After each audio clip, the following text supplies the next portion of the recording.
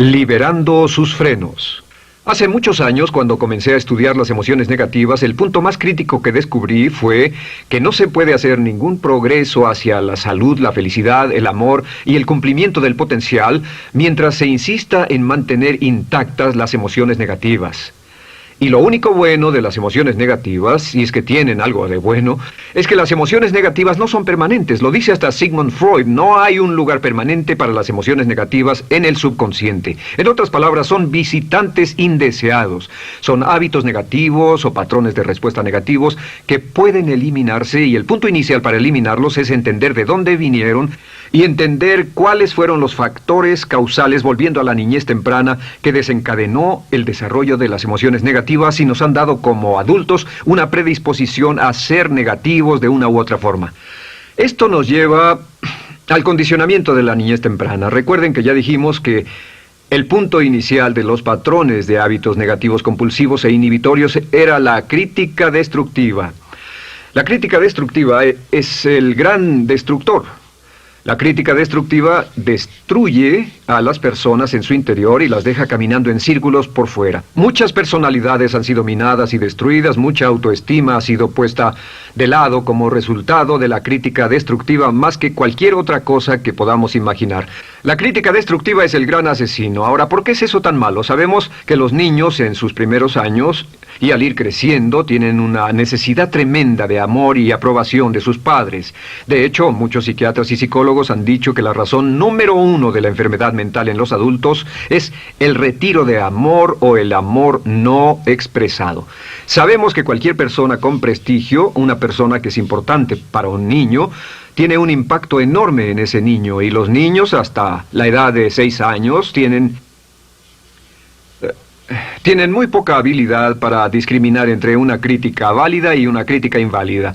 Lo que esto significa es que todo lo que diga un padre o un pariente mayor o una persona mayor, cualquier cosa que diga una persona de prestigio o una persona importante para un niño es aceptada como cierta. Es aceptada como una representación válida de la realidad. Si una madre dice eres un niño malo, o si un papá dice eres flojo, si alguien dice no eres dependiente, o si alguien dice que somos estúpidos o tontos o feos, el niño no tiene capacidad alguna para discriminar entre lo válido y lo no válido. Ese niño acepta eso como una verdadera representación de la realidad. Va más allá de la mente consciente, va directamente al subconsciente y ahí se queda. Muchos de nosotros como adultos aún estamos viviendo en base a la información negativa que recibimos cuando éramos niños. Y después como adultos, ¿qué decimos? Pues decimos así es como soy, o siempre he sido así, o algunas personas dirán, pues es de familia, tu padre era así, los hijos son así, tu madre era así, etc. ¿De dónde viene? Nada de estas cosas es de familia. Por ejemplo, cuando estaba creciendo, mis padres habían sufrido la depresión y la depresión les produjo un impacto enorme. Y cuando hablábamos de comprar algo, lo recuerdo muy bien, mis padres se ponían muy tensos y decían, no podemos pagarlo, no podemos pagarlo, no podemos pagarlo, no podemos pagarlo. Tenían una mentalidad de carencia, esta mentalidad de no podemos pagarlo toda su vida. Y luego yo crecí y aunque nunca he experimentado la depresión, y la mayoría de ustedes, 10, 20, 30, 40 años después, aún estamos diciendo, no puedo pagarlo, no puedo pagarlo, no puedo pagarlo. Aún tomamos como base esas frases críticas, esas frases emocionales que usaban nuestros padres. Tal vez sus padres les decían, como mi padre me decía a mí una y otra vez, nunca acabas lo que empiezas, nunca acabas lo que empiezas. Nunca acabas lo que empiezas. Eres un flojo, nunca acabas lo que empiezas. Y cuando fui adulto tuve muchos problemas para acabar lo que empezaba. Al acercarme al final de la tarea, comenzaba a sentirme ansioso y buscaba cualquier excusa por posponerla o retrasarla. El segundo factor que nos predispone a emociones negativas es la falta de amor. Sabemos que las personalidades de los niños se desarrollan al grado en que reciben una alta calidad y una alta cantidad de amor de sus padres. Existe una relación de 1 a 1 entre la cantidad de amor, la calidad de amor y una personalidad sana. Ese amor negado o la privación de amor es la causa clave de la infelicidad, la negatividad y la enfermedad mental en los adultos. Para que un niño se sienta realmente amado, el niño debe tener padres con buenos conceptos, y la mayoría de nosotros tuvimos padres que fueron víctimas de sus padres, que a su vez fueron víctimas de sus padres. Un escritor famoso dice que todo el mundo es víctima de una víctima. Todos son víctimas de víctimas. Nuestros padres quisieron criarnos de la mejor forma posible, pero ellos mismos fueron víctimas de víctimas. Y para que un niño se sienta realmente amado, deben existir 3 condiciones. La condición número 1 es: los padres deben amarse a sí mismos.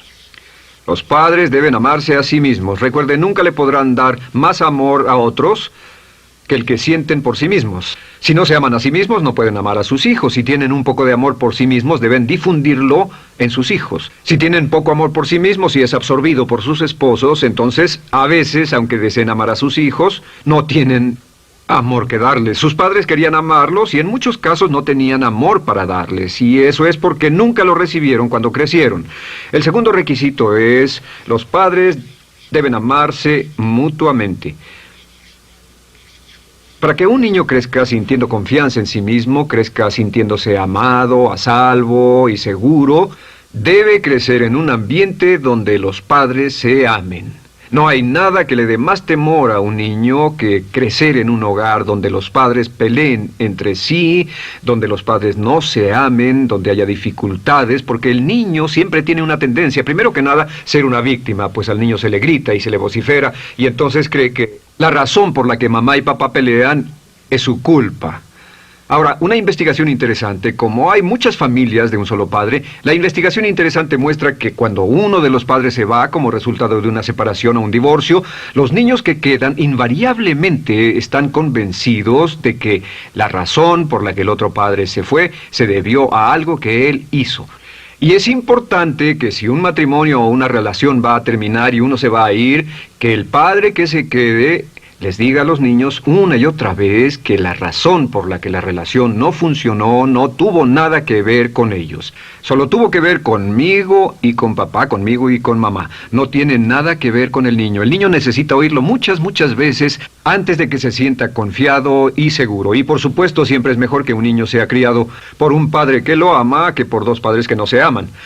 Una tercera condición que debe cumplirse si no quiere que exista la falta de amor es que los padres deben amar al niño. Los padres deben amar al niño. Bueno, esto parece muy obvio y muy lógico. La verdad es que, y esto es lo más difícil para usted y para mí como adultos, que ni siquiera lo pensamos, que es posible que nuestros padres no nos quisieron. No porque no lo intentaran, querían amarnos y tenían la intención de hacerlo, desde luego, etcétera, etcétera, pero simplemente como tenían conflictos mutuos y problemas sin resolver con sus padres, y sufrieron la guerra y la depresión, tenían que hacer carrera y otras responsabilidades, nunca lo lograron totalmente. ¿Entienden? Esa fue la dificultad. Lo deseaban, pero nunca lo lograron. La única forma en que puede amarse a un niño es pasando una gran cantidad y calidad de tiempo con el niño. Tiempo en gran cantidad y calidad con el niño. 10 minutos al día no bastan. Los niños se consideran valiosos según el grado en que las personas más importantes en su vida pasen tiempo con ellos. Si las personas más importantes en su vida, sus padres, solo pasan poco tiempo con ellos, los niños concluyen que la razón para ello es que tienen muchos defectos, que hay algo esencialmente malo en ellos y que por eso sus padres no pasan más tiempo con ellos. Los niños no piensan con la razón, lo hacen en forma emocional. Solo piensan: mi padre está aquí, me ama, y si no pasa tiempo conmigo, él o ella no me aman. Y si cualquiera de esas 3 condiciones existió o más cuando estaba creciendo, los padres no se amaban a sí mismos, o no se amaban mutuamente, o tal vez no lo amaban porque nunca lo lograron, aunque querían, entonces usted debe haber crecido en conjunción con la crítica destructiva que se llama culpa. ¿Y qué es la culpa? Pues simplemente la culpa es un sentimiento de no valer mucho. ¿De dónde sacamos este sentimiento? Lo obtenemos cuando continuamente gente importante nos critica en nuestra vida y simultáneamente no nos dan el amor que necesitamos. Sentimos que no valemos mucho o que no valemos nada. Y un sentimiento de culpa nos lleva a un sentimiento de falta de mérito, falta de valor y culpa. Y esa culpa, ese sentimiento de falta de mérito, es el mayor problema del siglo XX, la principal fuente de enfermedad mental. Es la fuente principal de los problemas en las relaciones, la fuente principal de enfermedad psicosomática, la fuente principal de la mayoría de los problemas que afectan a nuestra sociedad. Es el profundo sentimiento de culpa y falta de mérito que se expresa o se esconde en los pensamientos o en la actitud: no valgo suficiente, no valgo suficiente. No valgo suficiente. Ya hablamos de la autoestima y de lo importante que es. La autoestima significa me quiero mucho, me quiero mucho, me quiero mucho, me quiero mucho. Las personas que han sido criadas con críticas destructivas durante su vida no solo no se agradan a sí mismas, no sienten que sean lo bastante buenas para nadie, y en muchos casos están llenos de odio por sí mismos. Se odian a sí mismos, se autocondenan o se detestan. Y verán que esto sale en sus conversaciones y sale en sus relaciones con otras personas. Las personas que no se quieren a sí mismas, aunque quieran tener buenas relaciones, simplemente no son capaces de ello. Las personas que piensan que no son buenas para nada siempre lo hacen aflorar, siempre será un problema. Ahora, ¿cuál es la razón principal de la culpa? ¿De dónde viene la culpa? La culpa viene de 3 fuentes negativas: padres negativos, influencias negativas o religión negativa. Una de las 3. Cualquiera de estas 3 usa la culpa. De la culpa se valen y aprovechan, en especial los padres y las organizaciones religiosas, por 2 razones. Una es el castigo. La culpa se usa para castigarnos. Cuando estamos creciendo, el castigar es la forma más fácil de hacer que uno se sienta mal.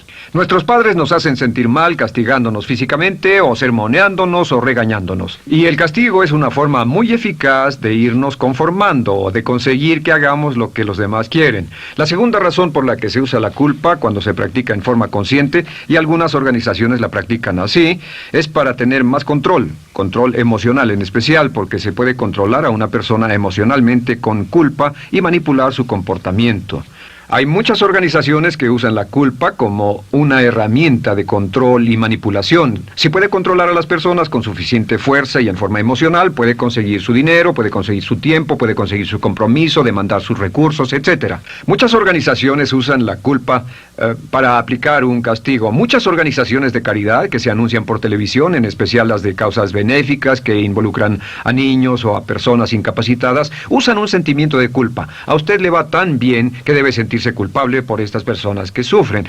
O envíenos algo de dinero y eso se encargará de su culpa por un momento hasta que lo incluyamos en nuestra lista de correo, etcétera. Y la culpa es un estándar. ¿Por qué se usa tan comúnmente? Pues primero que nada porque casi todos nosotros la tenemos en mayor o menor grado. Y número 2, es fácil. La culpa es fácil. ¿Por qué nuestros padres la usan con nosotros? ¿Por qué nuestras madres la usan con nosotros? Nuestras madres pueden controlarnos con la culpa en un cuarto repleto. Nuestra madre puede controlarnos a miles de kilómetros por teléfono. Los padres usan la culpa en sus hijos porque sus padres usaban la culpa en ellos y así sucesivamente. Es lo más fácil. No existe un esfuerzo físico. Puede hacerse con una mirada o de reojo o una palabra. Ya sabe que las personas siempre buscan lo más fácil. Esté alerta. Ustedes han sido criados en un ambiente donde se les ha hecho sentir culpa y casi todos lo vivimos. Debemos entender que la culpa es como una letrina o bacterias emocionales negativas que se colocan en la raíz de su psique o su subconsciente y activan todas las demás emociones negativas: furia, odio, envidia, resentimiento, frustración y duda, temor, etcétera. Las crea y las activa a todas. Y la forma para, en realidad, deshacerse del centro es exorcizarlo, extirparlo. Y es lo que vamos a hacer el resto de esta sesión. Primero, ¿cómo podemos saber si nos criaron con sentimientos de culpa? Bien, a esto le llamamos la manifestación adulta de la culpa. Manifestación adulta de la culpa. Puede saber, probándose a sí mismo, ¿cuánto de esto tiene? Número 1, la manifestación adulta de la culpa es que tiene sentimientos de inferioridad, sentimientos de inadaptabilidad y de no merecer las cosas. No siente que merezca que le pasen cosas buenas. Si una persona ha sido criada con crítica destructiva y se le hace sentir culpa, entonces cuando logra éxito, aún con un tremendo esfuerzo, tiene una tendencia terrible de sentir que no se lo merece. A esto se le llama, por cierto, temor al éxito.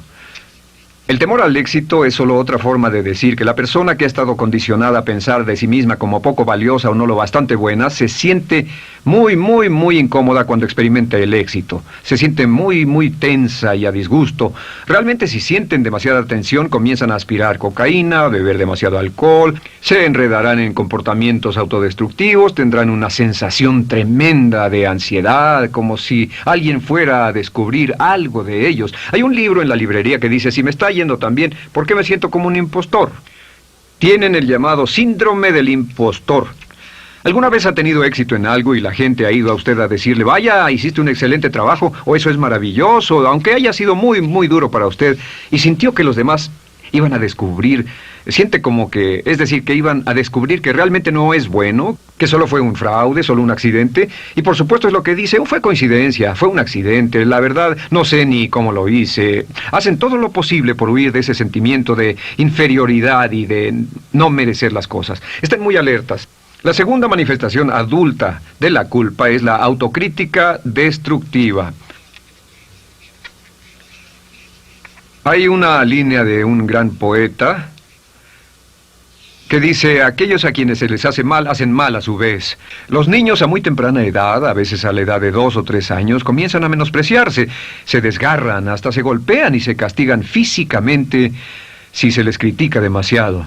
Siempre dicen el equivalente de no valgo suficiente o no soy muy bueno, y se castigan a sí mismos. Y la crítica destructiva es un síntoma real de un sentimiento escondido de culpa e insuficiencia. El número 3 es que, fácilmente manipuladas por la culpa, las personas pueden jalar sus cordones de culpa en forma muy simple. Realmente vemos que existen 2 tipos de personas en el mundo, los lanzadores de culpa y los receptores de culpa.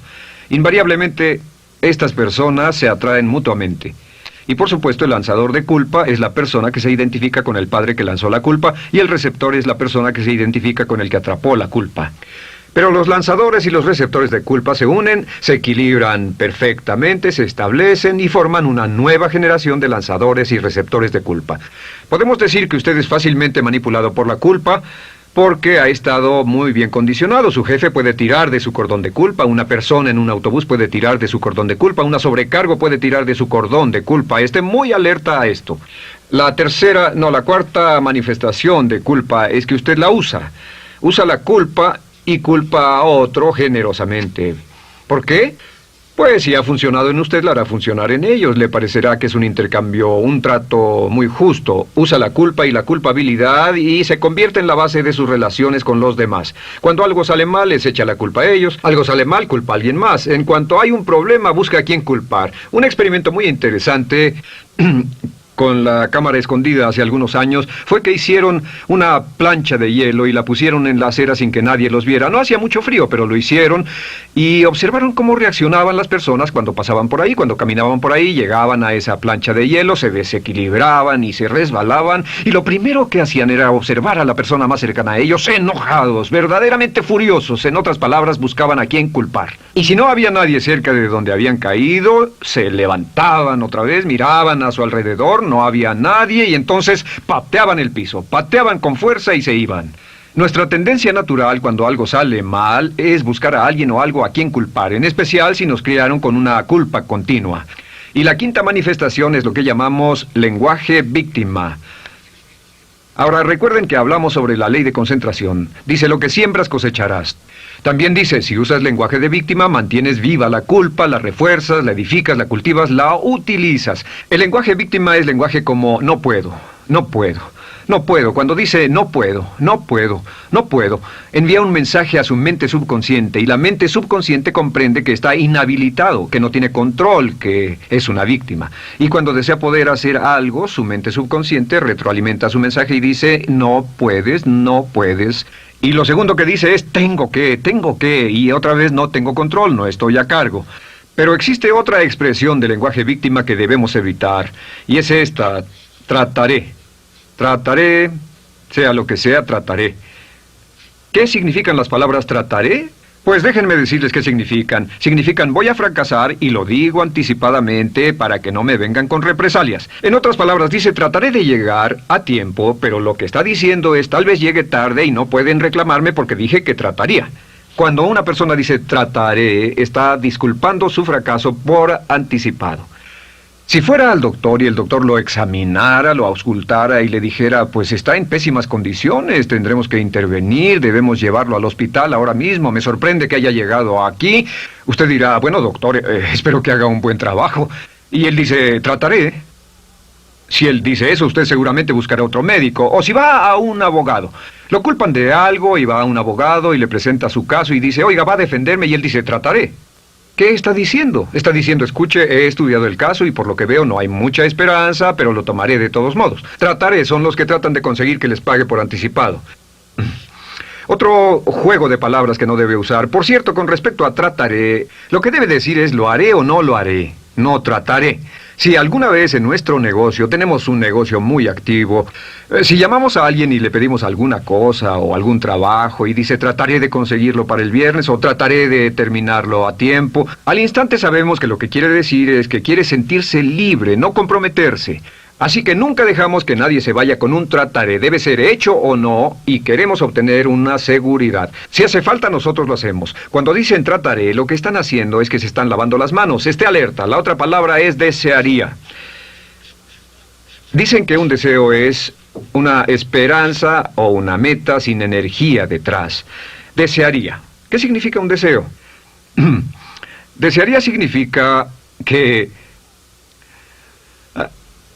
me gustaría tener algo, pero sé que nunca lo podré tener. Cuando dice desearía bajar de peso, ¿qué significa? Las palabras no dichas son, pero sé que no puedo. Porque no por las excusas que tiene y el metabolismo que tiene y los problemas, etcétera. Siempre hay razones por qué debe salir, etcétera. Desearía dejar de fumar, desearía estar en forma.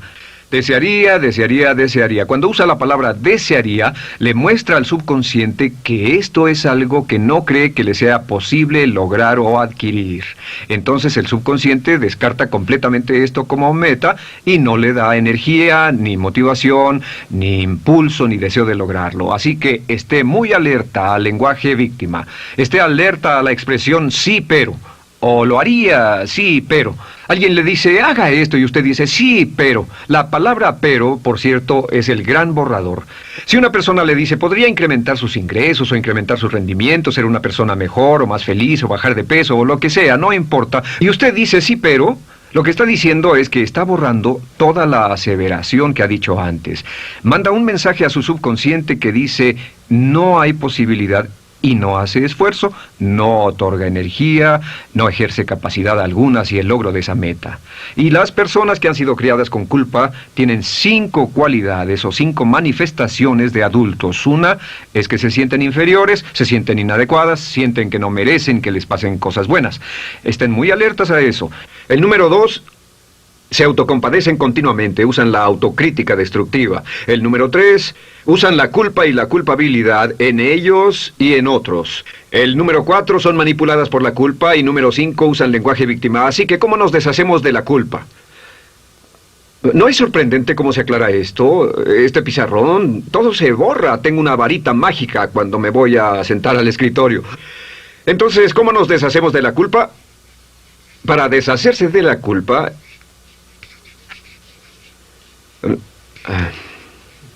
este es el proceso.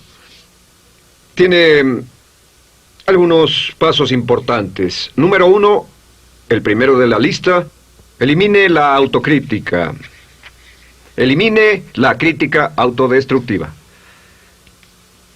En otras palabras, nunca diga nada destructivamente crítico de usted mismo. No lo diga. Esta es la regla básica. El subconsciente acepta lo que diga usted como cierto, como un mandato.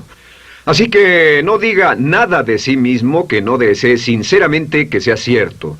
No diga estoy cansado, estoy gordo. No diga no puedo o debo. No diga nada a menos que quiera que sea cierto. Las palabras que van después de la palabra yo son las palabras que su subconsciente registra como mandatos, excepto cuando dice yo desearía o lo intentaré. Así que elimine la crítica destructiva. Siempre hable en términos positivos sobre usted. Me gusta mi persona, puedo hacerlo, lo haré, escogí hacerlo, pero nunca diga no, no puedo. Número 2 es no dejarse manejar por la culpa. Rehúse ser manejado por la culpa. Porque cada vez que le permita a alguien que lo manipule por la culpa, ¿sabe qué pasa? Refuerza y hace más poderoso el efecto de la influencia de la culpa en su vida.